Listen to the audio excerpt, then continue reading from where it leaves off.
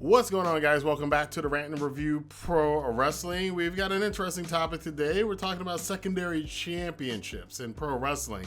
So throughout history, the secondary championships, whether it's a US title or a TV title or Intercontinental Championship, or even today with titles like the TNT Championship, can be very important to many wrestling companies. It helps sets up the next in line in a lot of cases, where you see a person who has a secondary championship run as a precursor to their eventual World Heavyweight Championship run, becoming the face of the company. In other cases, it's a championship that's used as a workhorse championship for perhaps the people that you want to have at a particular weight limit.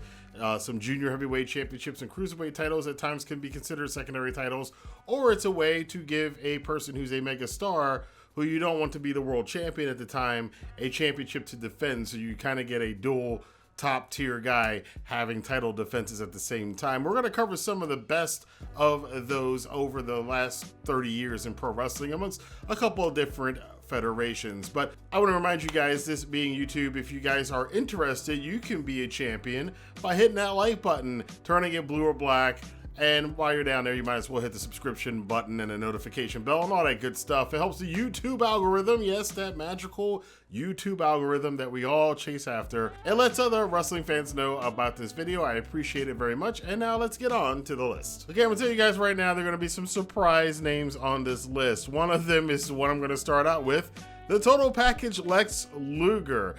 During the late 80s into the early 90s, Luger was pretty much synonymous with the NWA/WCW's United States Championship. He in total had 4 reigns during this period of time, one in 87 and a couple later on. And Luger really in 1989 solidified himself as a great United States champion. He won the belt from Barry Windham in November of 1989 and wound up keeping the belt all the way until October of 1990, when he dropped it to Stan Delarian Hansen at Halloween Havoc, only to win it back a couple months later at Starrcade. But during this period of time, he wrestled a lot of people, and he kind of stepped into that role where he was kind of like the heir apparent. And Luger at that time was always the heir apparent to lead the company as the #1 guy in the company after Ric Flair had gone through his run. It was always looked like it was leaning towards Luger being the man in the future, and it did happen.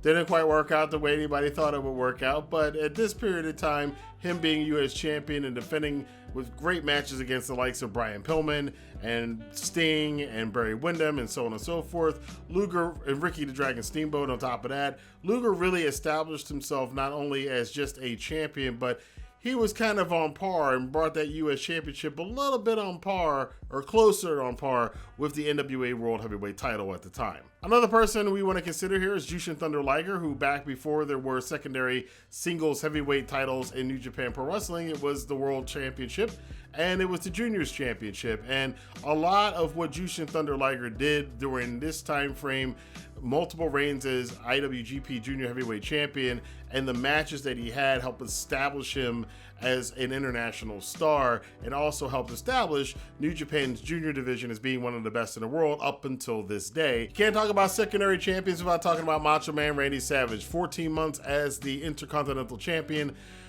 from January of 1986 up until March of 1987. Macho Man defended against pretty much everybody. He was second in star power only to Hulk Hogan, who was in the middle of a 4-year run as WWF champion, back in those days when champions used to kind of last for a lot longer than they do in recent times. But Savage, during that time period, had remarkable defenses against many guys. Now, you may look at his George the Animal Steel match at WrestleMania 2 and go, come on, but there were a lot of great matches that Savage had as the Intercontinental Champion, defending that belt against a lot of guys, even to the point where near the end of his championship reign, he was almost starting to turn face, which WWF would follow through with later in that year after he lost the Intercontinental title to Ricky the Dragon Steamboat in one of the most famous matches in WrestleMania history. Here's one that's really going to bake some people's noodle.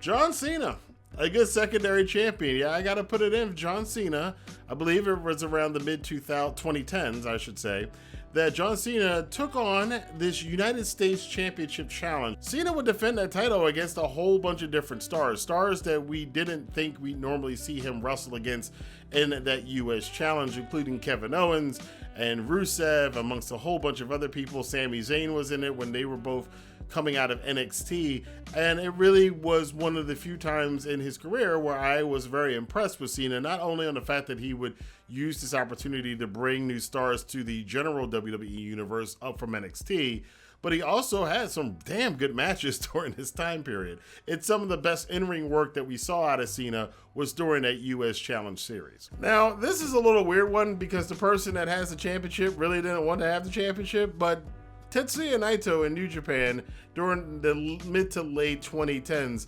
was the Intercontinental Champion. He didn't like the championship. In fact, he hated the title. He actively smashed the title every chance he got and beat the poor thing up until it was falling to pieces. However, it has to be noted during that time frame with Okada as IWGP champion on a very long reign, his legendary reign as IWGP World Champion, Naito held it down in his own right as the Intercontinental Champion. Naito had a lot of great defenses during his time period against people like Michael Elgin, regardless of what we think of Michael Elgin these days, but Michael Elgin and Juice Robinson and Minoru Suzuki at some point in time, and Hiroshi Tanahashi, and he exchanged the belt several times, but Naito would go on and win the title. You can also kind of consider Naito being the last single reigning IWGP Intercontinental Champion, despite the fact that they do credit him and Evil and Kota Ibushi as IC champions when they were double champions. But as far as the belt being its own thing, Naito was the last one to hold it, and now that the belt is retired or merged into the IWGP World Heavyweight Championship, I would have to say Naito's reigns as Intercontinental Champion were truly memorable, and at that time, it really did help establish him as also being one of the top tier guys in New Japan.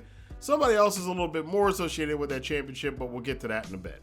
Coming back over to the States and back to the Crockett era, Mike Rotundo, the now famous father of Bray Wyatt, was a very good wrestler. He was what would be considered a good hand. WWF fans will later know him as IRS in the WWF, but a lot of people may forget that in 1988, the NWA World Television Championship was basically Mike Rotundo's the entire year. And like I said earlier, one of the things that you can do with a secondary championship is help enhance a particular star by having that championship kind of be his championship, associating that championship. That's that person's belt. Mike Rotundo definitely did this in 1988, being the TV champion for almost the entire year, outside of a couple weeks in January and a couple weeks and 1 week really in December. He was the TV champion and defended against Dr. Death Steve Williams and Nikita Koloff and Sting, and he really got across these rules of the TV championship at the time, which were 15-minute time limit matches, which Rotundo would usually, as a heel, try to extend the matches against the faces and go to a time limit draw just so he could retain the title. He did that quite often and quite cleverly. Back to the IWGP IC title, I mentioned before that somebody else is more synonymous with that championship, and that is Shinsuke Nakamura.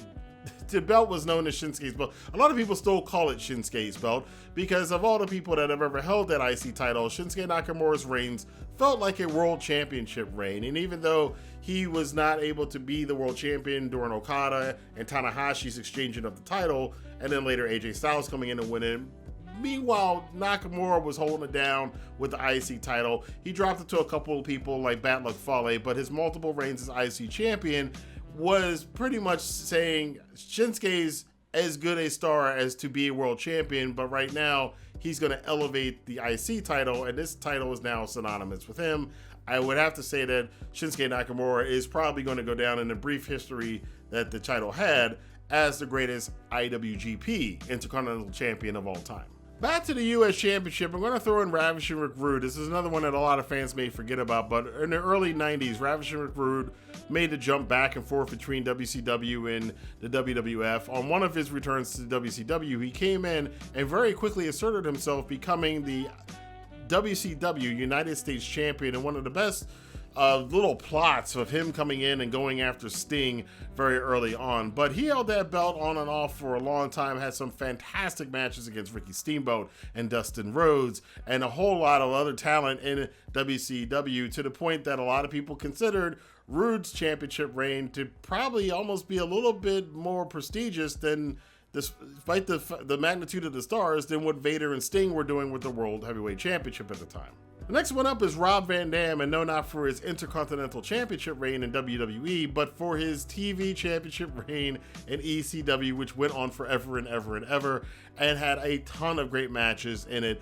It was the thing that put Rob Van Dam on the map for a lot of mainstream wrestling fans who didn't watch ECW. You'd heard of Rob Van Dam. He was kind of like the Kenny Omega of his era. He wasn't in the big two companies, but even people in the big two companies knew who Rob Van Dam was and heard about this guy who did this amazing stuff in the ring. Of course, one of the big highlights of that reign is the series of matches he had with Jerry Lynn. I mean, that's classic stuff. If you're a new fan and don't know much about ECW and haven't seen much about it, watch the series between RVD and Jerry Lynn over that course of period of time. It's one of the best pure wrestling storylines of that era, especially in ECW.